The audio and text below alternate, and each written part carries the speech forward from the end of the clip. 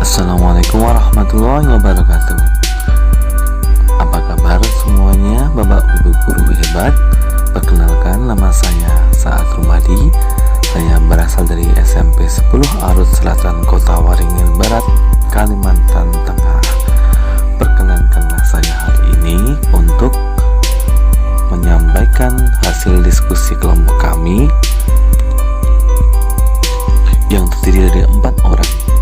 Saya Saat Rumadi, yang kedua Ibu Rifana, yang ketiga Bapak Imanuri, dan yang keempat adalah Bapak Muhammad Uri.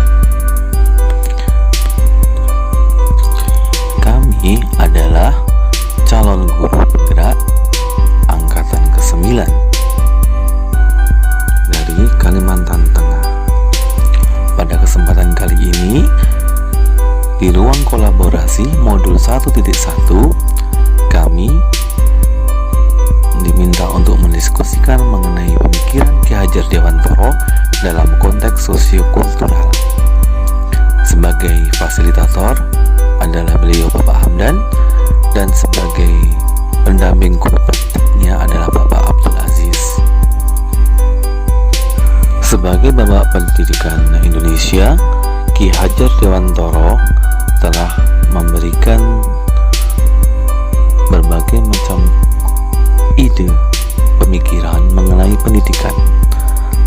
Di antaranya adalah 1. Kodrat alam dan kodrat zaman. Yang kedua adalah pendidikan ibarat menanam padi. Yang ketiga, pendidikan harus menghamba kepada anak. Yang keempat, pendidikan harus mengarah kepada budi pekerti. Yang kelima, pendidikan itu harus disertai permainan yang sesuai untuk anak. Yang ide keenamnya adalah sistem Among, Trino, Tringo. Yang ketujuh adalah Trikon, dan yang ke-8 adalah Triloka. Perkenankanlah kami hari ini menyampaikan hasil diskusi kelompok 3 mengenai pemikiran Ki Hajar Dewantoro dalam konteks sosiokultural. Di sini kami sekelompok, ada saya Pak Saat, kemudian Ibu Rifana, Bapak Urip, dan Bapak Imanuri. Pertanyaan pertama, kami disuruh untuk menjawab apa kekuatan konteks sosiokultural di daerah Anda yang sejalan dengan pemikiran Ki Hajar Dewantoro. Ada 4 kekuatan konteks sosiokultural yang kami sempat diskusikan, yaitu yang pertama adalah pembiasaan disiplin dalam memulai kegiatan. 1.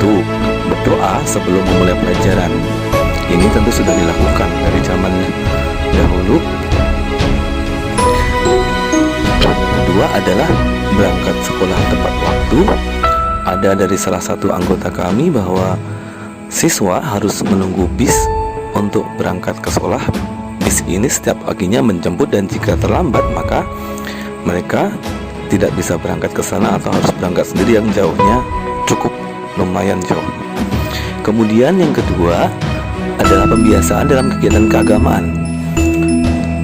Sholat duha dan sholat duhur dilakukan bersama-sama, duha di waktu pagi hari dan duhurnya dilakukan secara berjamaah. Yang kedua, rutin mengikuti kajian keagamaan. 3. Pembiasaan sosiokultural.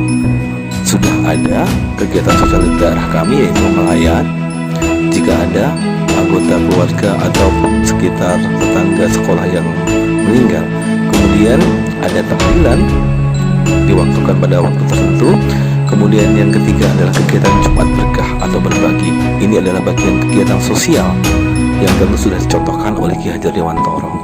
Yang terakhir adalah kerja bakti atau gotong royong, yang merupakan nilai luhur dari dahulu, ya, yaitu di sini kita lakukan dalam praktiknya adalah kebersihan kelas dan membuat taman kelas. Pertanyaan yang kedua adalah bagaimana pemikiran Ki Hajar Dewantoro dapat dikontekstualkan sesuaikan dengan nilai-nilai luhur kearifan budaya daerah asal yang relevan menjadi penguatan karakter murid sebagai individu sekaligus sebagai anggota masyarakat dalam konteks sosial budaya di daerah Anda. Jawaban kami adalah dengan melakukan pembiasaan nilai yang disepakati bersama. Artinya setiap sekolah memiliki kebijakan khusus yang untuk menaikkan nilai-nilai bersama ini, mengangkat menjadi sebuah kebiasaan dan karakter yang baik. Ini tentu sesuai dengan amanat Ki Hajar Dewantara. Yang terakhir adalah pertanyaan ketiga. Sepakati suatu kekuatan pemikiran Ki Hajar Dewantara yang menebalkan laku murid di kelas atau sekolah Anda sesuai dengan konteks lokal sosial budaya di daerah Anda yang dapat diterapkan.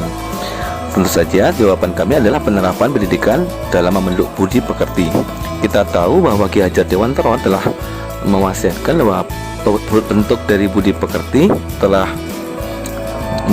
yaitu pengajaran melalui cipta rasa dan karsa untuk membentuk sebuah kebijaksanaan dan keterampilan untuk memudahkan hidup seseorang, memerdekakan belajar seseorang. Jadi dari ketiga ini nih kita lakukan bersama. Sekolah-sekolah melakukan pendidikan karakter dalam bentuk pembiasaan yang baik, dan ini juga sesuai dengan prinsip Ki Hajar Dewantara mengenai bahwa seseorang harus belajar sesuai dengan kodratnya, kodrat alam dan kodrat zaman. Kodrat alamnya adalah mereka berada di sebuah tempat di mana di situ nilai-nilai luhur dan religiusitasnya sudah terbentuk. Dan kodrat zamannya adalah di mana mereka tetap harus mengangkat nilai itu walaupun di zaman yang sudah 100 tahun jauhnya dari zaman Ki Hajar Dewantara, akan tetapi nilai luhur tetap harus dilestarikan. Pada akhir diskusi kami diberikan tanggapan oleh kelompok-kelompok yang lain dan diberikan penguatan oleh fasilitator, dan kami pun memberikan kesimpulan atas diskusi yang telah kami bahas sebelumnya. Atas diskusi yang kami lakukan, yaitu hasil diskusinya adalah bahwa setiap daerah memiliki sosiokultural yang berbeda-beda yang membentuk nilai dan kebudayaan turun-temurun. 2. Tugas pendidik adalah melanjutkan menuntun anak didik mempertahankan nilai-nilai di masyarakat melalui kegiatan pembiasaan di setiap kegiatan belajar. Pembiasaan baik akan membentuk budi pekerti seperti yang diamanatkan Ki Hajar Dewantara. Fasilitator memberikan penguatan bahwa ada kegiatan yang bisa diajarkan di sekolah langsung, ada yang harus terjun di masyarakat karena di luar jam sekolah dan bersifat insidental. Misalnya, di daerah kami ada kegiatan tahlilan atau mendoakan arwah. Demikian presentasi dari kami. Terima kasih sudah menyaksikan dan sampai jumpa di video yang lainnya. Terima kasih. Salam guru hebat. Assalamualaikum warahmatullahi wabarakatuh.